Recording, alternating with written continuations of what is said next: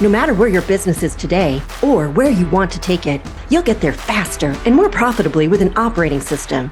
Welcome to Team OS, your guide to starting, growing, and optimizing a real estate team. Here's your host, Ethan Butte. Nick, I am so glad that you are here at FUBCON, and I'm glad you're here in this room with me.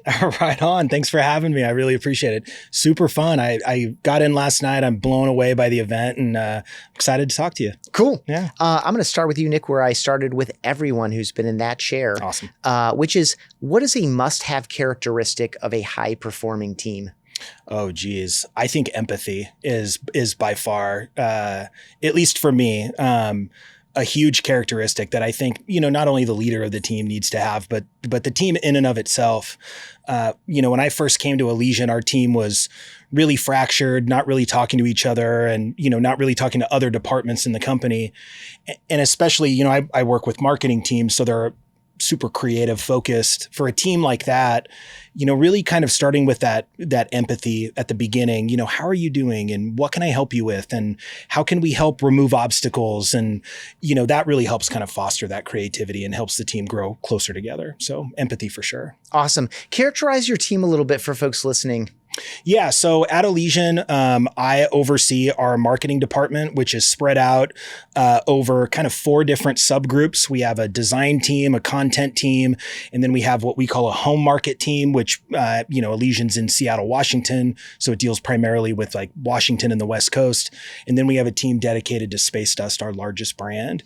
All in all, it's about 9 people, 4 different contractors, and we work with a bevy of agencies. So it's pretty robust for the beer biz. Awesome. How would you describe your own leadership style? My leadership style, get ready for the buzzwords, right? I tend to be really transparent. I also really want to be empathetic to the team. I know that designing stuff and being creative and coming up with these ideas is really hard. The hard thing about marketing is that when it's done well, it looks like magic. You're like, well, of course, that's what it should look like. Oh, of course, just do it is perfect. Well, do you know how hard it was to come up with that? There's a ton of work. It's like the iceberg, right? Yeah. Or the, use your metaphor, the duck with the legs going like crazy under the calm water. So I like to be transparent with my team. I like to help bring people up. So I've always been one that hire your replacement, and look for people on the team to potentially take over your role. And how do you spot those players and, help them grow and remove obstacles? So that's kind of my charge as a leader. Awesome. We're going to get into marketing and branding, and I have a very specific question I'm super excited to hear your response to. But I would love for you, before we get into that, just go in that direction, like high level. Buying and selling real estate, approximately like the service of an agent is commoditized. Right. And you're doing your best to fight in a commoditized space as well. Talk about a couple key ideas that you've developed for yourself and advanced into your team kind of culturally or philosophically or even very practically to create differentiation in a commoditized space. Yeah. The big one that I fall back on and the one that I talk to my team about all the time is without a doubt the biggest lesson that I've learned in my career in beer. And it happened a long time ago. It's something that I kind of colloquially call triple USIM because it helps me remember it. It's there was a guy that was kind of an advisor at one of the first brands I worked with, Rogue Ales, back in Portland. Mm-hmm. And he would always say, every great brand or great marketing initiative should be these 6 things: simple, interesting, meaningful, unique, understandable, and unexpected.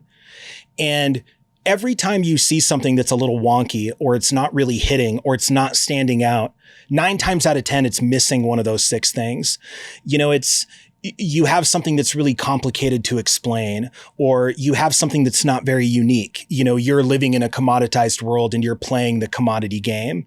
Or it's not understandable. What I'm trying to say to you just doesn't really make very easy, simple sense. So it's a great list and a great watchword. And I say to my team all the time when we're coming up with a new idea, okay, folks, simple, interesting, meaningful, like where are we? What do you think? And it's this awesome litmus test for kind of how are we standing out? Are we doing something unique, or are we just kind of, playing the same game that everybody else is playing? Yeah. I know if I was listening to this in my earbuds, like in Spotify or Apple Podcasts, I would probably hit the back button. Out of courtesy, hit those 6 characteristics one more time, because it is a great list. I'm going to spin on it myself. So they're simple, interesting, meaningful, unique, understandable, and unexpected. I carry around a notebook with me all the time. I'm a huge note taker, and in the front of every single notebook, I write those 6 things. Love it. Because they're just awesome to remember, and kind of keep close when you're really trying to develop some differentiation and stand out in a commoditized world. Awesome. You ready to workshop an interesting idea? Hit me. Okay. So I'll frame it up a little bit. So you have the individual agent, right, and they need to brand and market themselves. Right. We're focused on teams on this show. So there's a team brand that needs to be marketed and developed, right, and it needs to stand for something. And it's a collection of the individual brands at some level. Then you have sometimes directly then the corporate brand or the franchise or whatever, like the EXP, the Keller Williams, the Remax, the Coldwell Banker, the Better Homes and Gardens, whatever. And sometimes there's a subvariant in between those two. So it's like, Remax Advantage kind of a thing, or Remax Elite, or Remax Edge, or Remax Platinum, right, and Remax Corporate. So for you, when I think about it, I think like Space Dust, year-round beers, Elysian. right, Or I think Space Dust, Elysian, Anheuser-Busch, InBev. right. I don't know what the latter is, but it's something like that. You could also maybe you have a few IPAs that you do year-round. So it could be Space Dust, IPA year-rounds, Elysian. So like that same ladder, how would you advise a team leader and then separately an agent to think about, because we all have the same motivation, but we all kind of want our thing to be the thing too. Totally. In that. So, as people are battling for how do I leverage, because they all have different benefits and leverage points as well. So share any thoughts on what I teed up there in terms of the structure of the things that can or should be marketed and branded, developed, and then leveraged in some kind of an appropriate context. So here's the caveat to this answer. I did not talk to you beforehand about any of this stuff, right? Oh, good. Can we agree on that? This. Okay. Yeah. Okay. What you're talking about, we're working on right now. So I've got an example that is literally what we're working on right now of what you're talking about. Awesome. So first, to kind of lay the groundwork, Elysian is part of the Anheuser-Busch network. We're part of the Anheuser-Busch network of craft brands. Without getting into like the myriad specifics of all of that, let's just say there are roughly 20 craft brands across the country. We're one of them. We ladder up into, the AB InBev global, largest beverage company in the world. So, there are a lot of brand propositions inherent in that. For the sake of this example, I'm just going to talk about Elysian. So one of the things that I've been working on, now again, a craft brewery, Budweiser is like a single beer brand, right? Budweiser brews Budweiser, maybe a couple variants, whatever, but Budweiser brews Budweiser. A craft brewery isn't like that. You brew 20, 30, 40 different beers. And how do those beers ladder in to the master brand? That's the work that we're working on right now. So for example, we're asking ourselves, what is Elysian all about? What is at the core of Elysian? And Elysian, if you really look at it as a brand, we're all about creativity. We're all about kind of this unwavering love for creativity and using that creativity to engender connection. Beer at its core is a social product. Ethan, if it were, I don't know, maybe a little later, we'd have a beer here, right? Or, hey, let's meet at the bar for a beer. Let's talk afterwards or whatever. So Elysian's all about creativity. And if that's your North Star, then the next question you ask is, how do all the brands ladder into that? And the brands have to have their own brand proposition to ladder into this kind of overarching creativity. So how does Space Dust articulate its own creativity? Does it do it through humor? Does it do it with, poking fun? Does it do it with the stuff that's on the label? Like we're doing that work right now to figure that out. But the point is, in your kind of agent, team, company, broad organization, number one, get clarity on what the overarching brand proposition is of that organization. What's your why? What are you trying to do? What's your kind of the emotional benefits of your brand? What is that brand trying to say? Nike famously, to inspire, innovation and inspiration for athletes all over the world. Like that's their mission statement. It gives you a sense of what they're trying to do. What is that for your company? And then your team's brand should fit into that in some way. Is Space Dust the funny part of being creative? Is it the serious part of being creative? Is it creativity is fine art? Is it creativity is graffiti? Whatever it is, right? So then how does the team ladder into that? And then how do you as your brand on that team ladder into that? I think step number one is finding what that brand proposition is. And if there isn't one, then that's awesome work that you can sit down and do with your team. What are we about as a team? Okay, so we take that North Star, then how do I, as an individual contributor to that, build my brand to kind of fit into that in a way? Mm-hmm. Not necessarily copy it. I want to remain my autonomy and I want to build a rock star brand, but how does it ladder into that sort of team proposition and then company proposition? Does it make sense? Absolutely it does. Cool. I mean, what I see now is a thread that runs through all of them.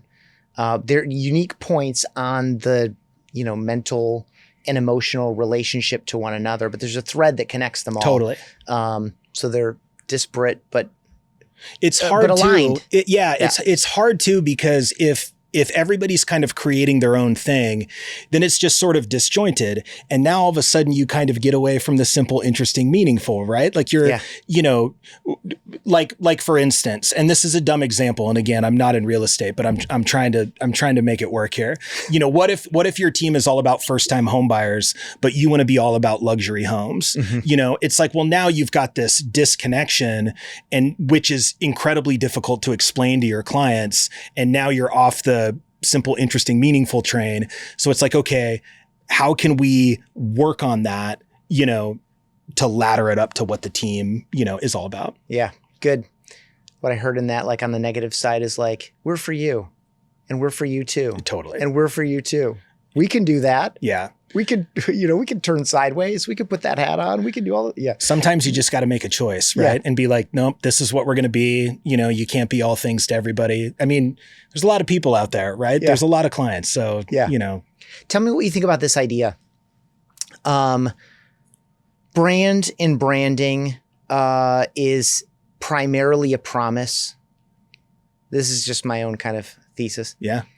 Customer experience is the actual delivery relative to those. And of course, you want those to be aligned as well. So like the brand itself is the promise. I think of customer experience as the emotional resonance that's left. And it's either aligned with what was promised on the front side or broken from it, or 50% delivery, whatever. And the more that the things that we're saying on the package are experienced. Now, this is interesting with beer, because so much of or any packaged product, right? The package absolutely affects the experience of consuming or enjoying the product itself. But to me, it's, the act of branding is simply trying to articulate clearer, better promises, and then the product and service delivery needs to fulfill it. And the more that those two things are the same thing or really, really similar, mm-hmm. The stronger the emotional resonance we leave, typically in a positive way. Yeah. I mean, or do you see brand differently? I mean, feel free to beat that up. No, I mean, I see brand, I see brand the exact same way. I'm not smart and articulate like you, so I'll probably explain a little bit worse. But so Seth Godin, absolutely, like the real famous marketer. Yeah, I saw a video of him the other day, and I thought that he explained it perfectly. So all shout outs to Seth. Seth is the godfather of us all in some way, shape, and form. Yeah, he said, "I'll illustrate for you the difference between having a brand and not having a brand. What if Nike built a hotel?" Now, if I just tell you Nike building a hotel, you probably know what that hotel will look like. You probably know what the front desk would look like. You know how it would feel walking into there. You probably have an idea of what it would smell like. You probably would have an idea of what the rooms would look like. What if Apple made a hotel? Same thing, right? Now, all of a sudden you say, what if Hyatt Regency made shoes? you would have no idea what they'd look like. Right? That's the difference between having a brand and not having a brand. Like a strong brand will always live up to its promise and always push to live up to its promise. The hard part is that a lot of brands don't know what they're promising, right? Nike knows what they're promising. Apple knows what they're promising.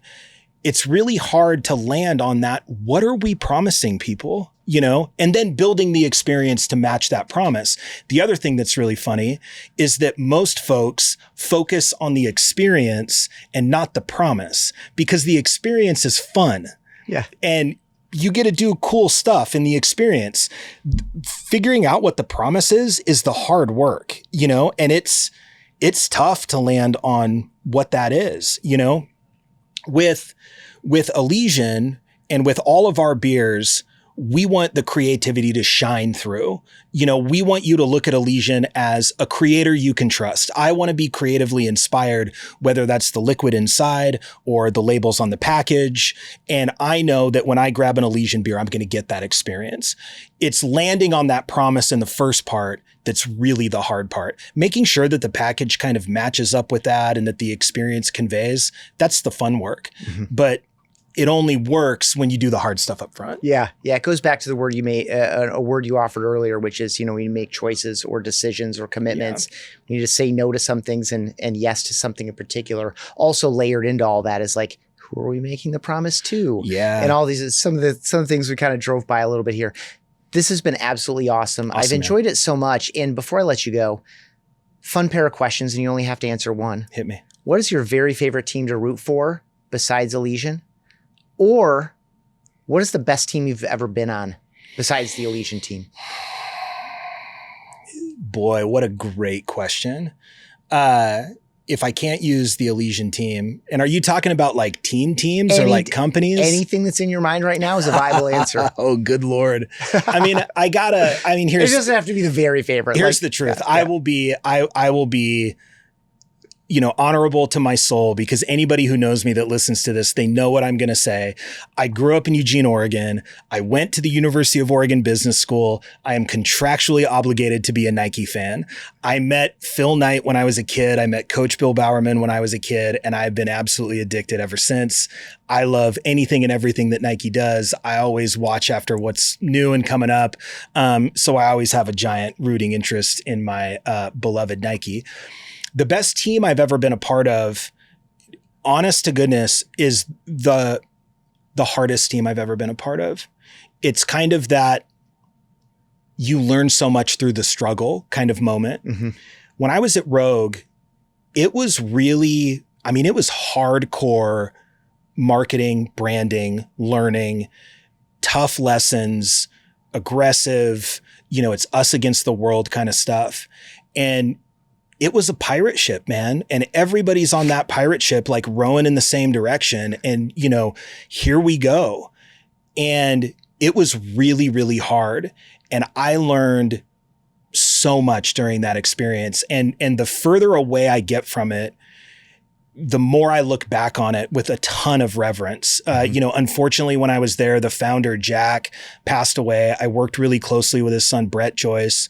Both of them were hugely inspirational to me, even if they might not have known it. And it really stretched and pushed me in a lot of ways. And as I get further away from it, I look back on it, and sometimes that's where you learn the most. Yeah. So appreciate you sharing that. And I will say, just in support of the work that you all did, and I don't know where you were in this timeline, but I've walked a lot of coolers and scanned a lot of coolers in my time. And when I think about a lineup of bombers in a cooler, nothing comes to mind before Rogue. Yeah. The way that those were designed, labeled, styled, like I can see a bunch with of them. With the fist in the air. Yeah. Everyone had the fist in the air. I can see a bunch of them in my mind right now. Like that was a thing. It was a thing. Yeah. There was one woman who drew all of those. Awesome. Yeah, one woman in West Virginia. She was amazing. So it was such a fun brand to work on. And again, such amazing lessons came out of that. It's kind of a good last little word for everybody right now. The real estate business is really tough right now, and it's really competitive, and the economy's all crazy, and interest rates are really high.